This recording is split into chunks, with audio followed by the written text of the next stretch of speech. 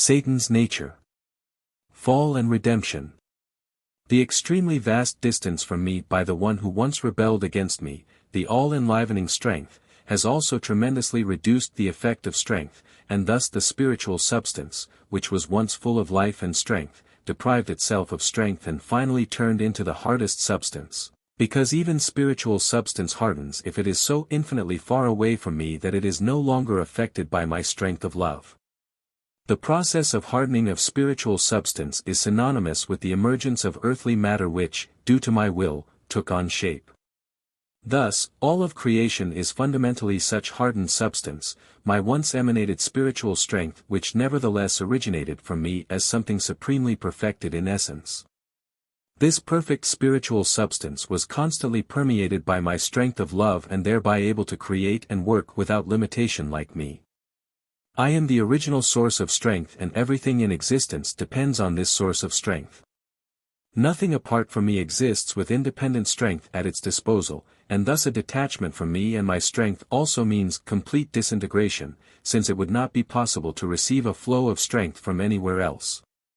However, a separation from me is not possible either, because my strength cannot cease for eternity and is eternally indivisible too, but what emerged from my strength is able to distance itself infinitely far away, and distance means that the strength loses its effect. Thus the far-removed substance remains motionless and compacts into solid substance, into matter, which thus is hardened spiritual substance without the ability to be active because it has left the emanation field of my strength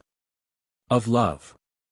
This, therefore, is the fate of the fallen spiritual substance which is furthest away from me and yet will eternally not cease to exist. Fundamentally, however, it is nevertheless something of substance which once was intelligent to the highest degree, possessed awareness and free will and yet, due to its fall, lost all evidence of its divinity. Through my will these spiritual beings dissolved into countless minute particles in order to gradually come together again after they have achieved a certain degree of maturity or purification by means of a healing process which I recognized as successful. Thus, I bound the once free spirits which had been created by my first created being and the use of my strength. But what has become of this first created being?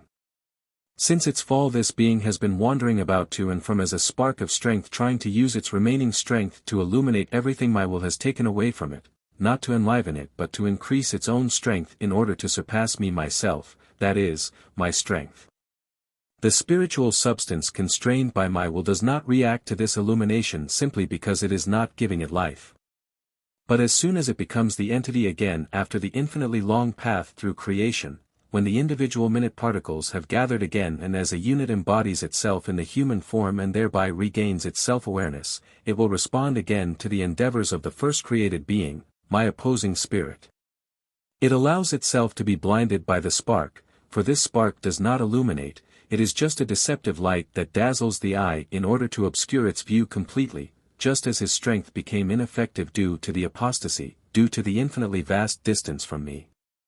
But his essence remains, he has not lost his self-awareness, and therefore he is still able to influence equally self-aware beings, thus his essence can thoroughly permeate the human being without, however, thereby being limited to just one human being. Hence, he is able to exercise his influence wherever people intentionally turn to him due to their disposition and who thus increase his strength through unison with him.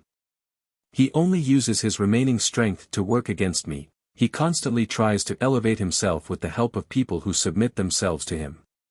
Thus, this opposing spirit is indeed quite obviously active, he is also able to quite obviously dominate a person, yet only as long as the person is to take his test of will on earth.